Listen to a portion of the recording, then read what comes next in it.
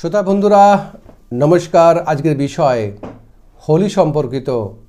দোলযাত্রার তাৎপর্য, কেন আমরা দোলযাত্রাকে বা হোলিকে আমাদের জীবনের একটা অঙ্গ মেনে নিয়েছি এবং কেন এই মার্চ মাসের সুন্দর দিনে আমরা বিভিন্ন রঙে আমাদেরকে রাঙিয়ে তুলি এবং কেন পালন করি। এটা ইতিহাস আছে, যে ইতিহাস আমাদের সাংস্কৃতিক বোধের সঙ্গে যুক্ত হয়ে আছে এবং এটি পূর্ব গুপ্ত যুগের সময় থেকে তা উদ্ভূত হয়েছিল এবং বিভিন্ন সময়ে বিভিন্ন ঐতিহাসিক প্রেক্ষাপটে দাঁড়িয়েও তার বিভিন্ন ব্যাখ্যা আছে। কিন্তু আজকে যে বিষয়টি আপনার সামনে উপস্থাপনা করব, ভারতের ব্রজ অঞ্চলে যেখানে কৃষ্ণ যখন ছোট হয়ে থেকে বড় হয়ে ওঠে, তখন রাধা ও কৃষ্ণের স্বর্গীয় ভালোবাসার স্মৃতি হিসাবে দিনটি রাঙা পঞ্চমী হিসাবে উদযাপিত হয় এবং বসন্তের সূচনার সাথে সাথেই হোলি প্রেমের উৎসব দিনটি পালিত হয়। ঋষি গর্গের রচিত গর্গ সংহিতায় ছিল সাহিত্যের প্রথম কাজে, যেখানে রাধা ও কৃষ্ণের হোলি খেলার বর্ণনা করা হয়েছে। হোলিকে ফাগুয়াও বলা হয়ে থাকে। এক্ষেত্রে হোলিকাকে বলা হয় পুতানা।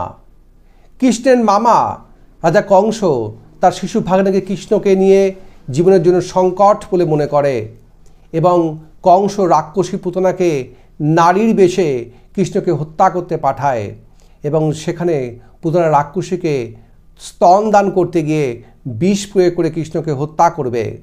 কিন্তু শিশু কৃষ্ণ কেবল পুতনার বিষাক্ত দুধই পান করেননি, সেই সময় পুতনার রক্ত পান করে। এরপরে পুতনা থেকে রাক্ষসী পরিণত হয়। এরপর পুতনা পালিয়ে যায় ও আগুন জ্বলে ওঠে এবং কৃষ্ণের গায়ের রং ঘন নীল হয়ে যায়। হিন্দু পুরাণ অনুসারে কৃষ্ণ তার যৌবনে হতাশ হয়ে ভাবে উজ্জ্বল বর্ণের রাধা ও অন্যান্য গোপীরা তার শ্যামমনের কারণে পছন্দ করবে কিনা।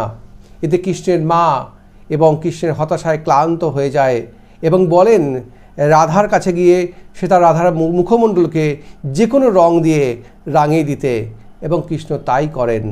এরপর রাধা ও কৃষ্ণ জুড়ি হয়ে যায়। রাধা কৃষ্ণের এই রং নিয়ে খেলাই হলো হোলি বা দোলযাত্রার হিসেবে বা দোলযাত্রা হিসেবে পরিচিত হয়।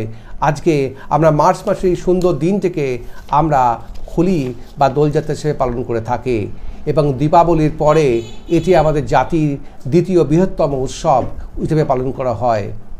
এই উৎসবটি উর্বরতা, রং এবং ভালোবাসার উদযাপনকে চিহ্নিত করে। যদিও ভারতে হোলি একটি উৎসব এবং এটি একটি বিশ্বব্যাপী উৎসবে পরিণত হয়েছে এবং বিভিন্ন দেশের মানুষ এটি উদযাপন করছে। হোলি উদযাপনের মাধ্যমে মানুষ বসন্তের ঋতুর আগমনকে চিহ্নিত করে আর ভালো ফসলের জন্য সর্বশক্তিমানকে ধন্যবাদ জানায়। হোলি উদযাপন 2 দিন ধরে চলে এবং হোলি উদযাপনকে প্রথম দিনকে বলা হয় ছোট হোলি বা হোলিকা দহন এবং দ্বিতীয় দিনটিকে বলা হয় ধুলান্ডি বা রংওয়ালি হোলি বলা হয়ে থাকে। আর সেই ধরেই আমাদের হোলি উদযাপনের দ্বিতীয় দিন হলো ভারতের সবচেয়ে রঙিন দিন। এদিন লোকেরা খুব ভোরে ঘুম থেকে ওঠে এবং ঈশ্বরের কাছে প্রার্থনা করে এবং তাদের প্রবীণদের কাছে আশীর্বাদ প্রার্থনা করে।